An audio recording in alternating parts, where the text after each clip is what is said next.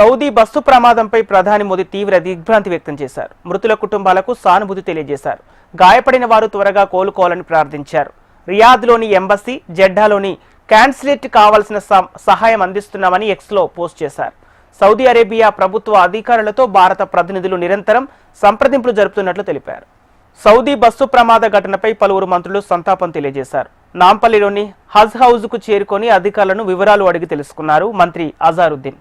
ఘటనలో తెలంగాణ వాసులు ఎంతమంది ఉన్నారని ఆరా తీశారు.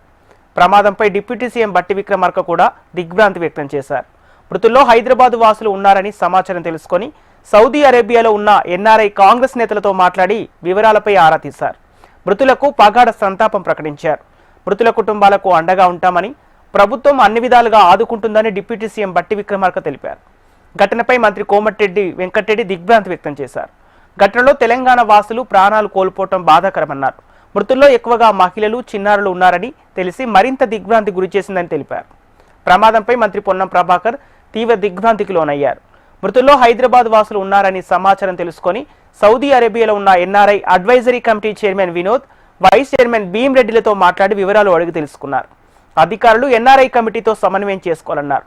మృతుల కుటుంబాలకు ప్రభుత్వం అన్ని విధాలుగా అండగా ఉంటుందని మంత్రి పొన్నం ప్రభాకర్ తెలిపారు. హజ్ యాత్రికుల మృతిపై బీఆర్ఎస్ అధినేత కేసీఆర్ సంతాపం ప్రకటించారు. కేంద్ర, రాష్ట్ర ప్రభుత్వాలు వెంటనే స్పందించి సంబంధిత చర్యలు చేపట్టాలని ఆయన తెలిపారు. మృతుల కుటుంబాలను ఆర్థికంగా ఆదుకోవాలని, గాయపడిన వారికి మెరుగైన వైద్యం అందించాలని కోరారు. మరణించిన వారికి తన ప్రగాఢ సానుభూతి తెలిపారు. ఘటనపై బీఆర్ఎస్ వర్కింగ్ ప్రెసిడెంట్ కేటీఆర్ కూడా దిగ్భ్రాంతి వ్యక్తం చేశారు. మృతుల్లో హైదరాబాద్ వాసులు ఎక్కువగా ఉండటం బాధ కలిగించే విషయమన్నారు కేటీఆర్.